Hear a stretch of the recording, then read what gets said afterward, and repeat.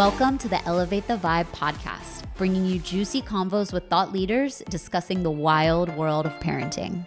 This week, you have a solo duo episode with myself, Katie Berlin, host of the Elevate the Vibe podcast, and my co-host hubby, Jason Berlin. Jason, go ahead and introduce yourself. My name is Jason Berlin. I'm about 5'11". I'm tall, dark, handsome, all sorts of things like that. Long walks on the beach, starry skies, and I have a smile that can melt butter from across a cheese sandwich type room. Wow. Okay. Well, I didn't know this was your Tinder profile. You just told me to introduce myself. Here I am. Damn, Jason's putting it out there, I guess because I'm 8 months pregnant. I'm taking ladies.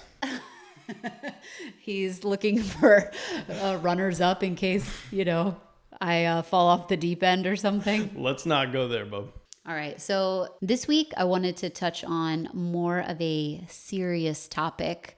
Our guest next week is a family estate planner, which we're really excited to bring you that episode because it's an aspect of life that a lot of people don't necessarily want to think about, but it is important. And you might be thinking, what do you mean family estate planner? That's people that need to create a will or a trust.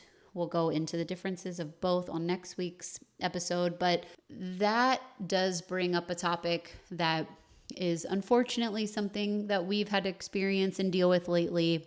So for anyone who does not know, maybe you do not follow me on my personal Instagram, but last month my dad did pass away, and he's somebody that I was very close to.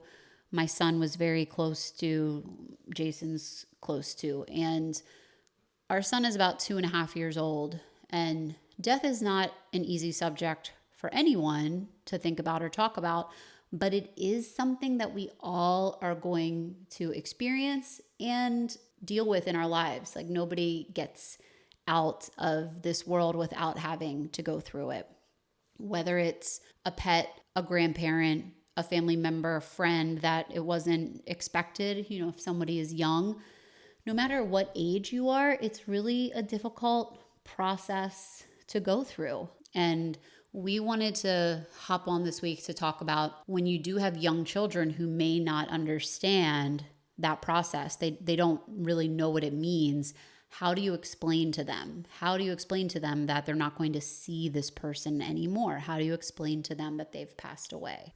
And I think it was very hard with our boy because, Papa moved out here specifically to make a large impact in Sammy's life, and he did, and we just had so many wonderful times with Papo that, Sammy would mention him every day. He'd be like, Papo, where's Papo? He's like, I love you, Papo. Just all the time, just like Papo this, Papo that. When Papa was around, he would play in the dirt with Sammy, and they would just have the time of their lives, and we would go on walks with Papo, and Papo's health was pretty good at that point. So Sammy has such a fond memory of Papo, and he was just always here for him. So in the month before Papo passed, Sammy wasn't seeing Papo so much anymore. So our conversations started to be like, well, Papo's not feeling very well, or, Papo's he's not doing so good, but we'll see him sometime soon, and ultimately when Papo passed, Sammy would still ask for him, and it would be like, he'd be like, Papo, where's Papo? Papo gone. And, he would say things like that. And that was really hard because how does a 2.5-year-old understand the concept of someone not being there who was there literally like a month ago? And to give a little context behind this, so Jason had mentioned my dad. We called him Papo. That was his name as a grandfather. That's who Jason was referring to. My dad had moved from Maryland out to Los Angeles last year. At this time, actually, it's September. So he had moved in September. He really wanted to be closer to us and closer to Sammy and have that opportunity to build a relationship with him. And they had this incredible bond. They really did. Like they just had this really close bond. It was awesome. It was magical to see. It was like when each other were in each other's presence, that was the world. It was like, who really cares about mom and dad situation? And on top of that, when my dad first moved out to LA, he did live with us for about 5 months, and he was trying to figure out where he was going to live, get his bearings straight a little bit. So he was here in our home and they just had so much time together. Now, when my dad did pass away, it happened pretty quickly.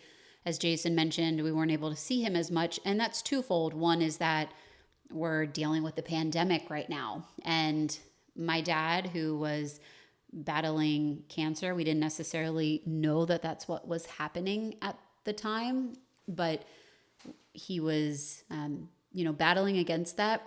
He's an quote unquote older person. He's not an old man, but he's an older person. I'm pregnant. We have a 2-year-old. Like we all didn't want to expose each other. We're taking this very seriously. We're putting a lot of precautions in place. So we were fortunate that he lived close by. So it always felt like, okay, we're still connected because we're close. But I would ask him if he wanted to come over for dinner, and he would just be like, I just don't feel that good. So when my dad did actually pass away, of course, it's so difficult as the daughter, and I was very close to my dad, to have to go through this. But then how do you explain it to somebody else who doesn't understand and has a very close relationship? So Jason and I were thinking through, like, how do we explain this to him? And when my dad did pass away, he was comfortable, thankfully, sleeping. It was during the day. It just happened to be while he was asleep. But we didn't want to say that he passed away in his sleep because we didn't want Sammy to be afraid of going to sleep. Even though he doesn't necessarily know what passed away is or died means, he doesn't necessarily understand those concepts right now. We didn't want him to have fear around sleeping at all. Like, if you go to sleep, something bad will happen and you'll never see that person again. He sleeps great right now. We do not want to jinx it. It took long enough too. The last thing we needed him to do is be like, "Oh shit, we need to make it out." We need to have a sleep expert on. Yeah, I don't know if we ever mentioned this, but it did take him about 18 months. 18 months to fully sleep through the night, we never did sleep training. I know it works for some people. We never did that, but he's a great sleeper now. So we don't want to mess that up. We like that.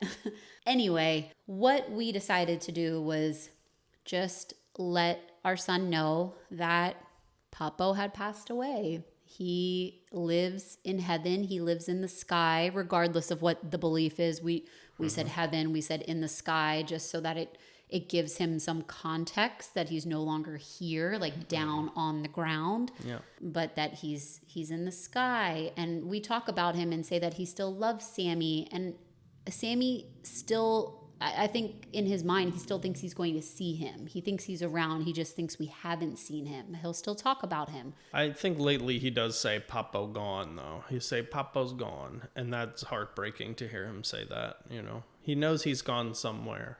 Yeah. So we try to explain it the best we can, but we also are trying not to make it a very sad, difficult situation. I mean, Sammy's definitely seen me upset. He's definitely, it affects him. Mm-hmm. He's emotional. He's connected. He doesn't like to see that. So not that it's not okay to show emotion, but it's like, I don't want Sammy to think that it's all negative. We're trying not to make it all negative for him. So no matter what, if it's a pet, if it's a loved one, if your child is in a situation where, it could be like a horrendous scenario where another young person who could be their friend passes away. I don't know if there's a right way to have these conversations.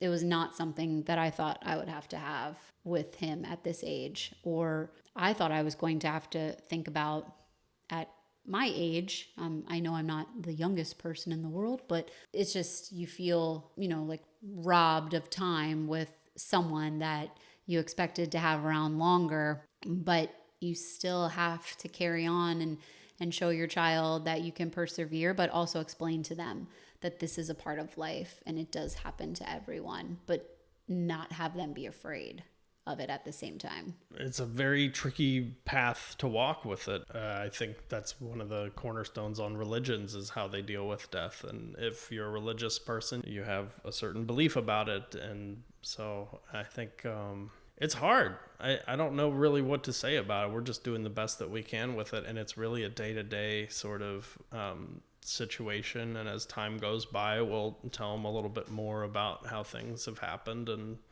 things like that. But it's hard to navigate it. Obviously, we do not have answers to this. It is something that we're going through and we're processing, and we're trying to figure out the best way to handle it. But we also, of course, want to pose this question to the audience as well. If you have gone through the situation and explaining it to your child, of course, depending on their age, this is going to be different, but it's never easy for anyone at any age. So what have you done? How have you handled it? I mean, even if your children are a little bit older, I think probably kids as young as 4 and 5 years old could potentially need therapy, depending on who the person is, how close they were to them. It's like not something that you easily brush over. Fortunately, I don't think our son needs therapy. I don't think he quite grasps at that level. But yeah, we'd love to hear from the audience if you've come across this, how you deal with it, the conversations that you've had with your children. Please share your insights, share your feedback. Thank you.